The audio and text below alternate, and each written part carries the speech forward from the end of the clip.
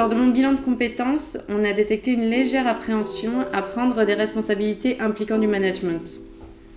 On en a déduit qu'une formation pourrait m'aider à me sentir un peu plus légitime. C'est pourquoi aujourd'hui, je prends rendez-vous avec vous, un organisme de formation proposant des bachelors orientés management. Comme il me reste un peu de CPF, ça pourrait m'intéresser. Et puis, votre approche basée sur l'intelligence collective me convient totalement. Alors en fait, il y a deux sujets dans la question de Mélanie. On va déjà aborder la question de l'écart entre les compétences actuelles, celles qu'on a découvertes pendant le bilan, et celles à venir, nécessaires dans le job de vos rêves.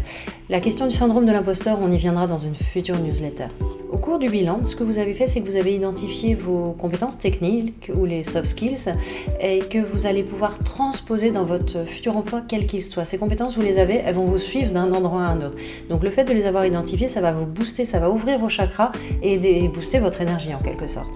Et pour celles que vous n'avez pas encore acquises ou qu'il faut renforcer, ce que vous allez faire, c'est que vous allez identifier avec votre consultant ou consultante comment les renforcer.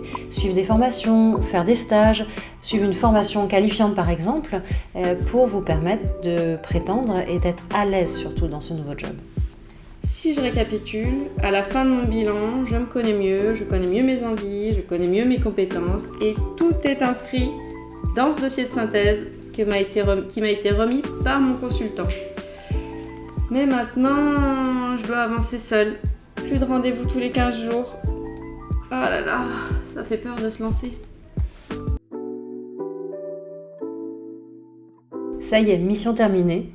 Vous avez identifié une ou plusieurs pistes et leur degré de faisabilité, d'intérêt, de réalisme pour vous. Si vous n'avez pas eu le temps de démarrer votre recherche d'emploi ou votre recherche d'une formation, si besoin, n'hésitez pas, vous avez toujours votre CEP à disposition pour établir et construire, rédiger même votre dossier de financement à envoyer à Transition Pro, ou pourquoi pas aller voir votre manager ou votre RH si vous êtes en poste en entreprise pour lui parler de vos souhaits d'évolution, de mobilité, etc. L'important, ça va être d'établir une feuille de route avec un timing. Vous vous donnez combien de temps pour faire la prochaine étape, l'étape d'après, et garder finalement le rythme dans lequel vous vous êtes mis à travers le bilan.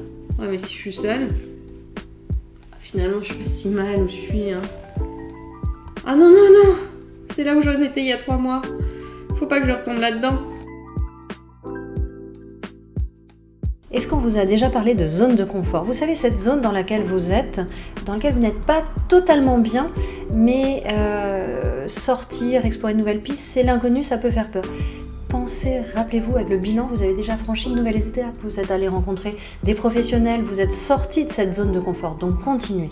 Continuez à être en action, parlez de vos démarches autour de vous, à vos collègues, à vos proches, et ne restez pas seul. On parlera de réseau dans une future newsletter, mais le fait de rester en groupe ou d'intégrer un groupe qui va vous dynamiser, avec qui vous allez partager des expériences, tout ça, ça va être source de motivation, de dynamisme pour atteindre vos objectifs.